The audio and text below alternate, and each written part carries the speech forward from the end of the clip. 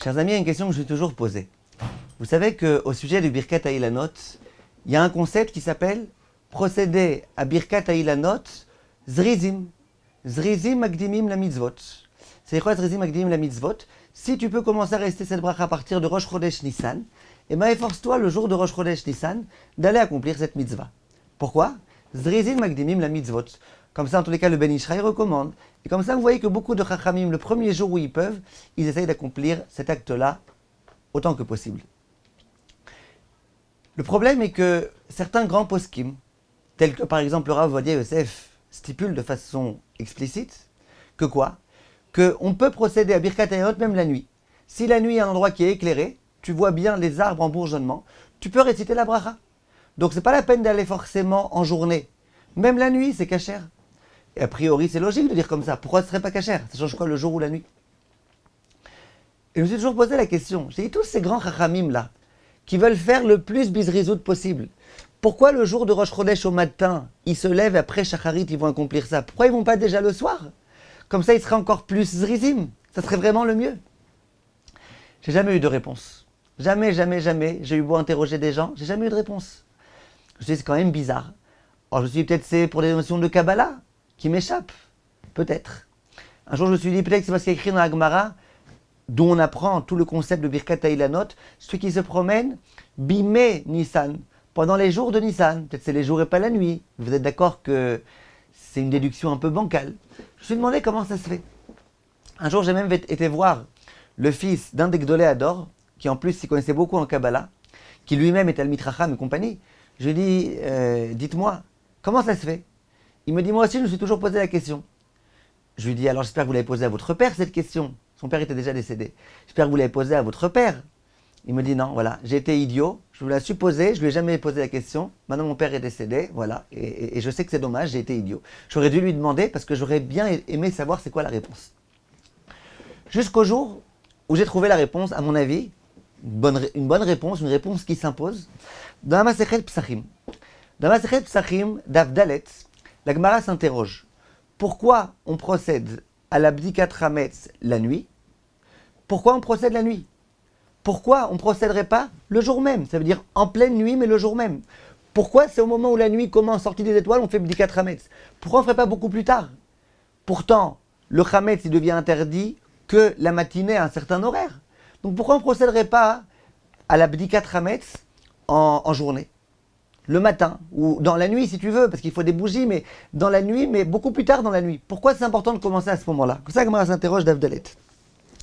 Et elle dit, Vechitema, et si tu me dis, je vous lis dans les mots, Zrizin Magdimim la mitzvot, que la raison pour laquelle on veut s'empresser de faire déjà la nuit, c'est parce que les gens qui sont empressés, ils font le plus tôt possible la mitzvah. Nivdok mitzafra. Si c'était ça la logique, ça n'aurait pas été la peine de faire déjà la veille au soir. Il aurait suffi de faire tôt le matin. Dirtiv ou bayom hashemini bol besaor lato betania koleom kulo kasher le mila. D'où on voit le concept d'être zrizim, parce qu'il y a écrit que la brit mila on peut la faire tout le 8e jour et pourtant zrizim akdimim la mitzvot. Pourtant les gens qui sont empressés ils le font tôt. Et d'où on sait que les gens empressés le font tôt. Shene mar vayashkem Avraham baboker. Avraham a été prendre son fils pour accomplir la mila tôt le matin. Vayashkem Avraham baboker. Avraham il s'est levé tôt pour accomplir la volonté d'Akadosh Baruch Hu. D'accord? Et regardez Rashi sur place. Vayashkem Avraham baboker. Meiri dit que Rashi. Regardez Rashi. Il dit comme ça. Ou bizrizute de Avraham. Shenemar vayashkem Avraham baboker. Shelo imti madanet sachama. Ça veut dire quoi? Il aurait pu se lever au Netzachama à partir du moment où il doit accomplir sa mitzvah de Brit Mila. Non. Déjà la nuit. Vayashkem baboker. Avant le Netzachama déjà. Il s'est levé. Mais pourtant, il n'a pas été déjà en pleine nuit. Non, il n'a pas été en pleine nuit. Ça veut dire que la zrizout, c'est le matin de te lever et d'accomplir la mitzvah. Donc de là, on voit que quoi? De là, on voit que pour la Gemara, c'était quelque chose d'assez évident et d'assez établi. Que le concept de zrizout, il commence à quel moment? Il commence à partir du matin. C'est-à-dire que s'il y a une mitzvah, de faire depuis le matin, ça s'appelle déjà être zariz. C'est pas la peine forcément de faire déjà la veille au soir, l'acte de zrizout.